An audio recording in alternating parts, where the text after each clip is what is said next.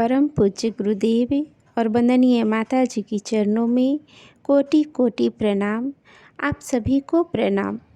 पुस्तक गायत्री चित्रावली में आज हम सभी सुनेंगे उद्धार करती माता। जीवन में कष्ट और कठिनाई की कमी नहीं। मनुष्य के सामने आए दिन संकट आते रहते हैं। इनमें से कई बाधाएं तो इतनी विकट होती है कि उनसे छूटना दुस्तर मालूम देता है। मनुष्य जब अपनी तुच्छ सामर्थ्य और परिस्थिति की भयंकरता की तुलना करता है तो उसकी हिम्मत टूट जाती है। आँखों के सामने निराशापूर्ण अंधकार दिखाई पड़ता है।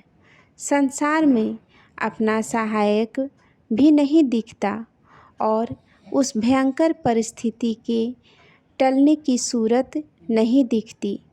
ऐसी परिस्थिति में यदि कोई व्यक्ति सच्चे हृदय से माता की पुकार करता है तो ग्राह से गज को बचाने के लिए नंगे पैर भागने वाले भगवान की तरह माता सहायता को आती है। द्रौपदी की लाज बचाने के लिए चीर बढ़ाने की शक्ति माता में मौजूद है। संसार को भव सागर कहा गया है। उसमें ऐसे मगरमच्छों की कमी नहीं जो हमें निगल जाने के लिए हर घड़ी घात लगाए रहते हैं। जब भी मौका मिलता है तभी धर दबोचते हैं और बोटी बोटी नोच डालते हैं। इन महाग्रहों से बचने का प्रयत्न मनुष्य करते हैं। कई बार अपनी प्राण रक्षा कर भी लेते हैं, पर कभी ऐसे भी अवसर आते हैं जब हाथ पांव फूल जाते हैं और निराशा एवं किकृत व्याधि मूढ़ता सामने आ खड़ी होती है। ऐसे अवसरों पर माता की करुणा डूबते को बचा सकती है। उसकी भुजाओं में वह सामर्थ्य है कि भव सागर से अपने भक्त को उबार ले और मगरमच्छों से उसके प्राण बचा ले। मनुष्य के पास अपना बल बहुत सीमित है।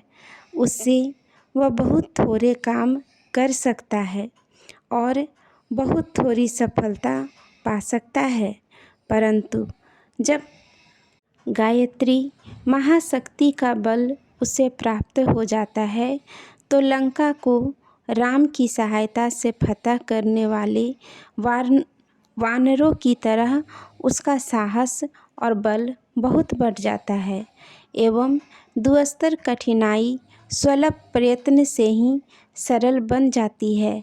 उसे अनुभव होता है मानो सफलता की देवी ने प्रसन्न होकर स्वयं ही मुझे गोदी में उठा लिया है और आपदाओं से बचा लिया है।